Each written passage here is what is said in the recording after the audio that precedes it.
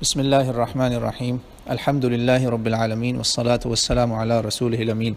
اما بعد فاعوذ باللہ من الشیطان الرجیم وقال الرسول یا رب ان قوم اتخذوا هذا القرآن مہجورا۔ میرے محترم بھائیوں اور بہنوں، کیا آپ نے سوچا کبھی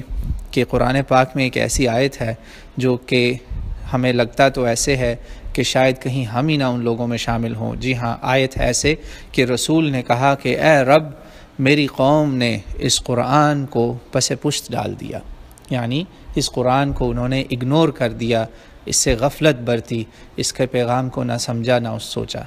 تو میرے بھائیوں بہنوں، کیا آپ نے کبھی سوچا کہ کیا ہم جو کہ اس کتاب کو سینے سے لگاتے ہیں، اس کتاب کو اپنے گھر کی خوبصورت ترین بک شیلف میں سجاتے ہیں، اس کتاب کو ہم شادیوں میں رخصتی کے وقت اپنی بہوؤں، بیٹیوں، بہنوں کے سروں کے اوپر رکھتے ہیں کہ ہم اس کتاب کے سائے میں ہوں، یہ سب کچھ کرتے ہیں۔ اس کتاب کو ہم قسموں میں اٹھاتے ہیں، ہم اس کتاب کو عدالتوں میں لے کر جاتے ہیں اور اس کتاب کے اوپر بہت سارے عہد اٹھاتے ہیں۔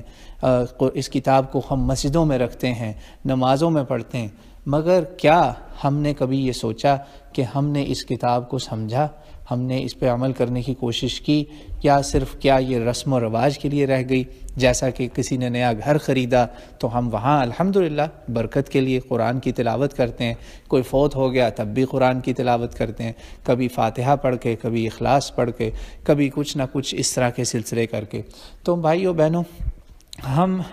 میں اور آپ تو یقیناً اس کے متحمل نہیں ہو سکتے کہ اللہ کی کتاب کے بارے میں ہمارا نبی ہمیں روز محشر یہ نہ کہیں کہہ دے، بالکل جیسے قرآن پاک میں سورہ فرقان میں 19ویں سپارے کے دوسرے صفحے پر یہ آیت ہے کہ رسول نے گلہ کیا، بڑے دکھ سے رسول کہتا ہے، رسول نے کہا اے میرے رب، میری قوم نے اس قرآن کو پس پشت ڈال دیا، اللہ نہ کرے کہ میں اور آپ ان لوگوں میں شامل ہوں۔ اور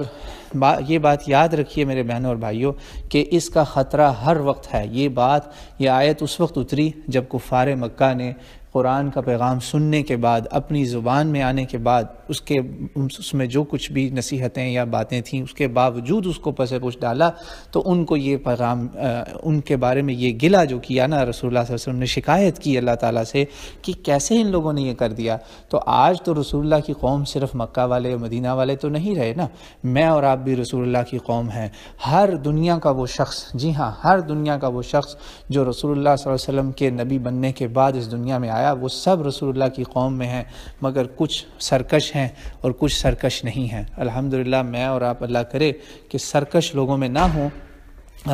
ان میں ہوں جنہوں نے کم از کم سرکشی تو نہ اختیار کی، بس غفلت میں پڑ گئے۔ اور یہ بات یاد رکھیے کہ یہ معاملہ اتنا خطرناک ہے کہ اللہ کے نبی نے خود کہہ دیا القرآن حجۃ لک او علیک، کہ یہ صحیح مسلم اور بہت ساری کتابوں میں صحیح قول ہے رسول اللہ کا کہ یہ قرآن یا تمہارے لیے حجت ہوگا، تمہارے لیے گواہ ہوگا، تمہارا حامی ہوگا، تمہارے ساتھ کھڑا ہوگا، قیامت کو تمہارے لیے گواہی دے گا، یا یہ تمہارے خلاف گواہ بن جائے گا۔ یہ جو کچھ میں نے پہلے باتیں کہیں، اگر سوچیں کہ اللہ کی کتاب ہی ہمارے خلاف بول پڑی کہ یا باری تعالیٰ، انہوں نے مجھے مقدموں میں اٹھایا، انہوں نے مجھے عدالتوں میں لے کر گئے، انہوں نے مجھ پر جھوٹ بولے، انہوں نے مجھے رسموں میں پڑھا، رواجوں میں پڑھا، لیکن نہ مجھے سمجھا، نہ مجھ پہ عمل کیا، نہ میرے پیغام کو دیکھا، بلکہ میں تو بک شیلف میں ہی سجاوٹ کی اور زینت کی جگہ پہ رہا، مگر کسی کے دلوں میں نہ اترا۔ ایسا نہ کہیں ہو جائے میرے بہنوں بھائیوں۔ تو یاد رکھیے کہ قرآن جو ہے، اس کا پیغام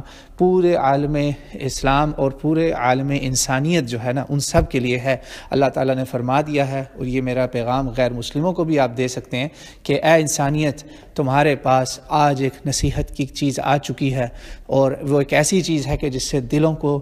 شفا ملے گی، دلوں کو، سینوں کو شفا ملے گی اور ہدایت ملے گی اور رحمت ہوگی تمام مومنوں کے لیے۔ تو یہ آیت ہے یا ایھا الناس قد جاءتکم موعظۃ من ربکم وشفاء لما فی الصدور وہدی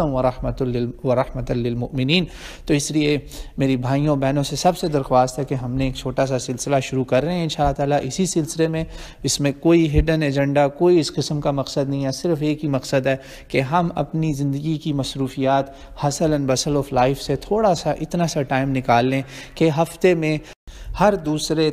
دوسرے دن تقریباً ہم 3 دن جو ہے نا آپ کو قرآن پاک کے اوپر ایک چھوٹا سا پیغام بھیجیں گے، اور شروع کریں گے بسم اللہ سے، اور انشاءاللہ اگر اللہ نے توفیق دی تو والناس تک یہ سلسلہ چلے گا 114 صورتوں کا۔ جس کو طلب ہو، جس کو خواہش ہو اس سلسلے میں شامل ہونے کے لیے، وہ ہمارے ان بھائیوں نے جو بنایا ہے گروپ، اس کے نمبر پہ آپ سبسکرائب کریں، اپنا نمبر بھیجئے، اپنا پیغام بھیجئے کہ بالکل آپ اس میں شامل ہونا چاہیں گے۔ صرف یعنی 3 دن ہفتے میں چلے گا، باقی دنوں میں آپ اس پر جو بھی قرآن پاک کے فہم پر سوالات پوچھنا چاہیں، تاکہ مقصد یہ ہے کہ یہ کتاب ہمارے گھروں میں آئے، پہلے ہمارے دلوں میں آئے، پھر ہمارے گھروں میں آئے، پھر ہماری زندگیوں میں آئے، ہمارے معاشرے میں آئے، اور ہم ایک مثالی نمونہ بن کے دنیا کو پیش کریں کہ بھائی یہ کتاب تو ہمیں سدھارنے آئی تھی، بگاڑنے نہیں آئی تھی۔ یہی اس کا مقصد تھا،